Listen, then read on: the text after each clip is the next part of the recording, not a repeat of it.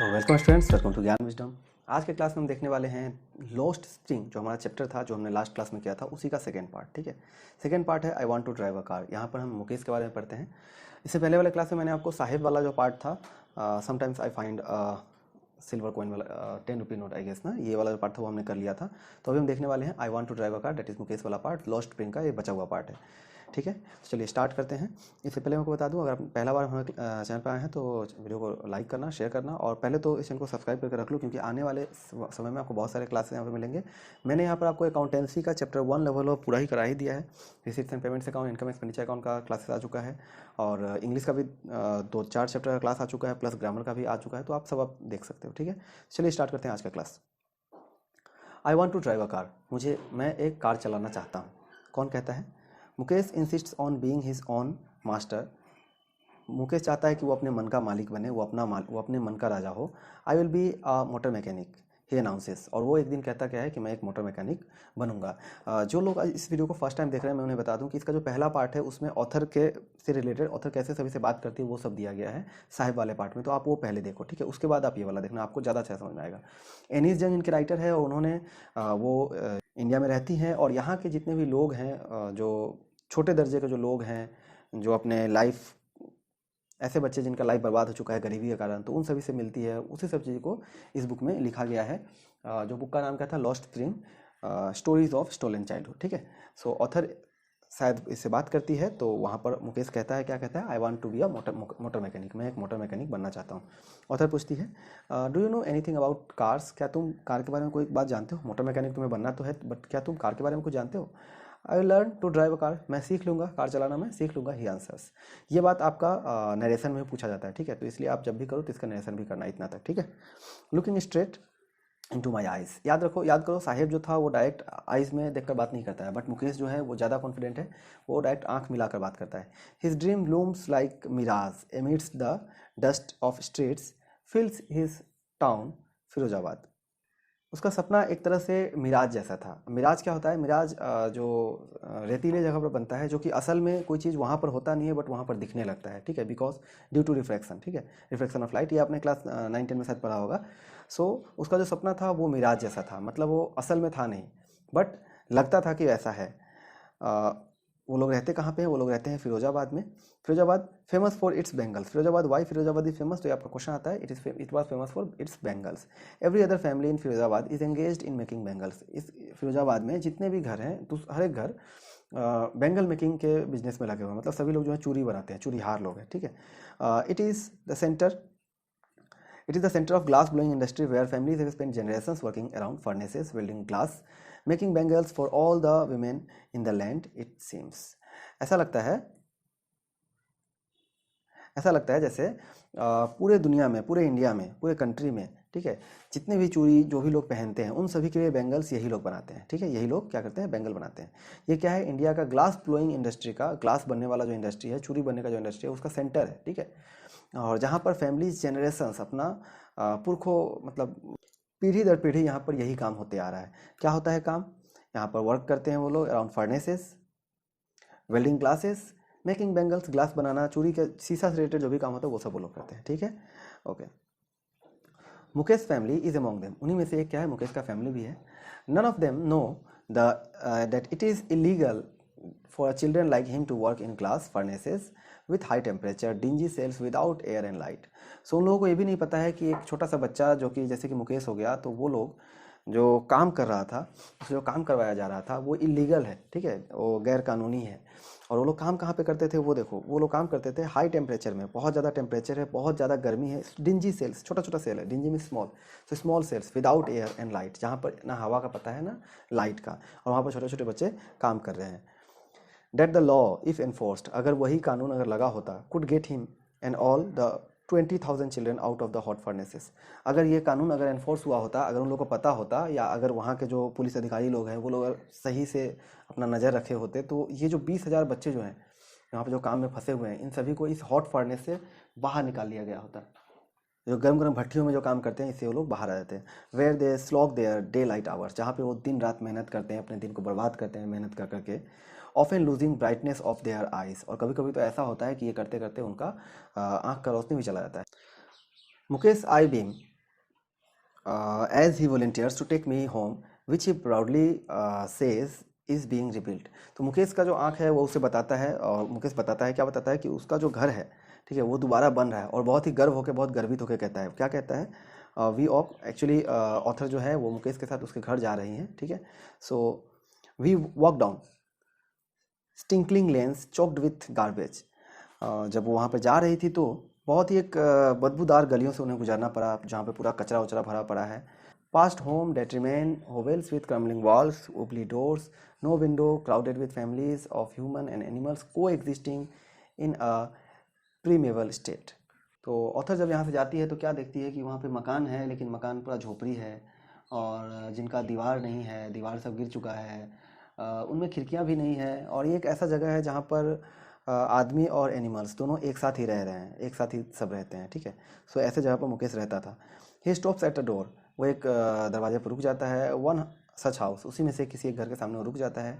Banks the ओबली iron door, और वहाँ पर क्या है, एक लकड़ी का डोर है, तो उस पर वो बैंक करता है, मतलब ठोकता है उसको, ठीक है, नॉक करता है विथ हिज फुट, अपने पाँव से, अच्छा पाँव से वो लात मारता है, ठीक है, गेट को. ही पुशेज इट ओपन, और उसको जैसे वो पुश करता है तो दरवाजा खुल जाता है. मतलब उसका घर भी ऐसा है, गेट भी अच्छा नहीं है, जैसे तैसे खुलता है उसे. He enters half built shake, वह एक आधा बना हुआ भी झोपड़ी में घुस चुका है, अंदर चला जाता है. In one part of it thatched with dead grass is the firewood stove, over which sits a large vessels of sizzling spinach leaves. उस घर के एक कोने में कहीं पर कुछ घास रखे हुए हैं, कटे हुए घास रखे हुए हैं, और दूसरी साइड में क्या है, आपका फायरवुड है, एक स्टोव है जहाँ पर कुछ बन रहा है. क्या बन रहा है, एक वेसल में, एक बर्तन में. स्पाइनिच का डेट मीन्स साग है, कुछ साग के पत्ते रखा हुआ है वहाँ पर, पालक जो होता है उसका पत्ता वहाँ पर रखा हुआ है. On the ground in large aluminium platters are more chopped vegetables, और नीचे कहीं बर्तन में क्या रखा हुआ है, कुछ और भी जो सब्जियां हैं वो काटा हुआ सब्जी रखा हुआ है.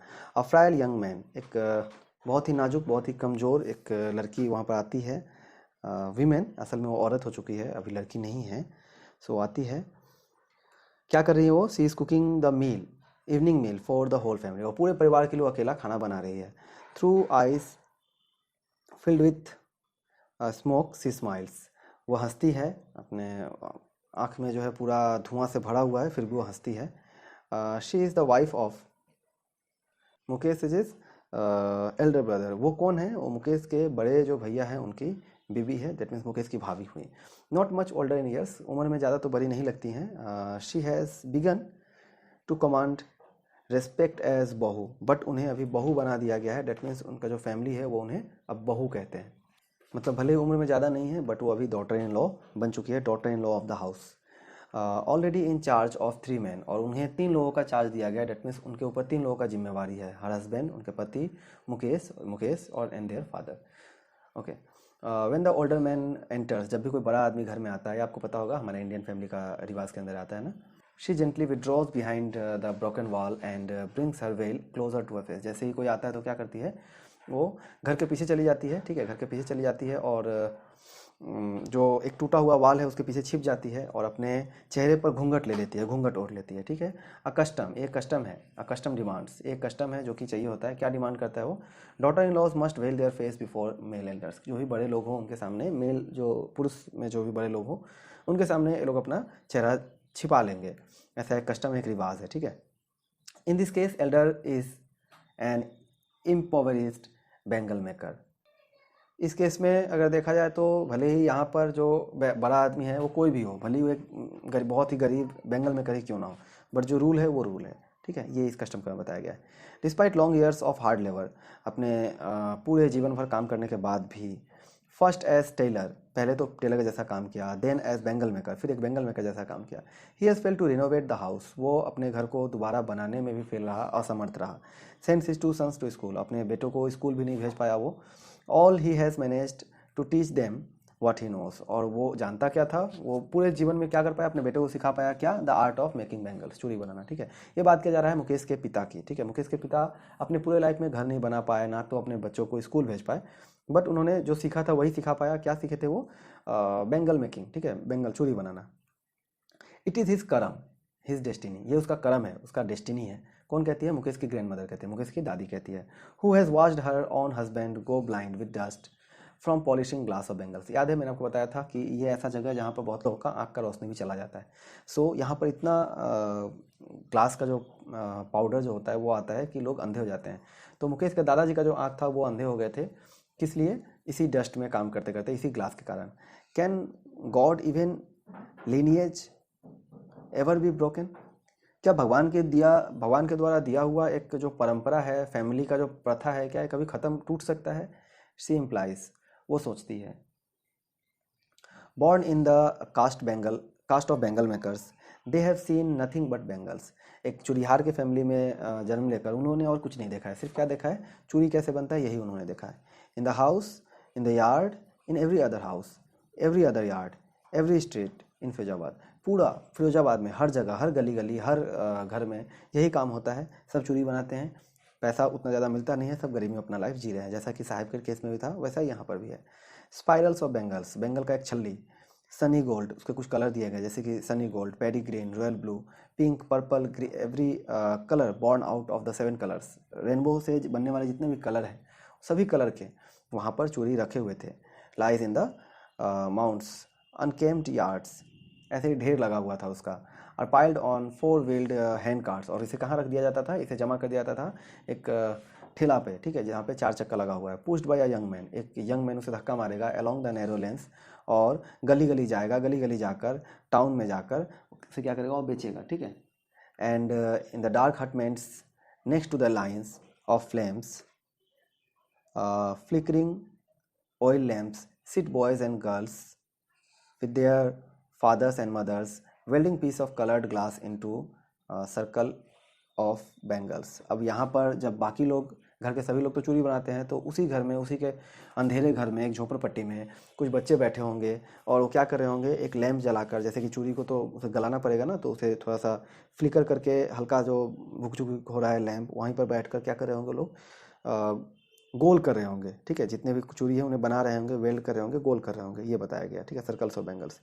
There eyes more adjusted to dark than the light outside. उनका जो आँख है ना वो अब कैसा हो चुका है? वो बिल्कुल ही अब अंधेरे चीज़ों को देखना ज़्यादा पसंद करता है। मतलब उनका आँख अब एडजस्ट हो चुका है अंधेरे चीज़ों को देखने में, ना कि उन्हें अब वाइट चीज़, सफ़ेद पूरा बाहर का दुनिया उन्हें अब उतना नहीं दिखता है, हैबिट हो चुका है।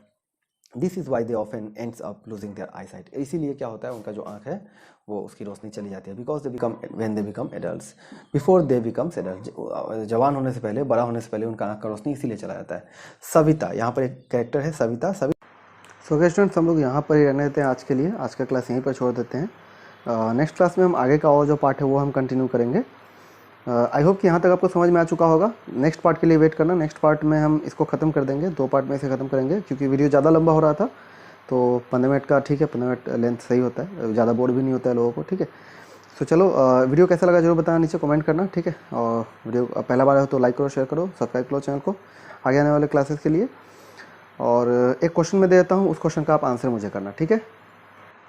क्वेश्चन है आज के लिए, how many children worked in the glass furnaces of Firozabad in the story. तो इसका आंसर आप नीचे मुझे बताना, ठीक है। सब्सक्राइब करें ज्ञान विजडम चैनल को और बेल आइकन क्लिक करें लेटेस्ट नोटिफिकेशन पाने के लिए।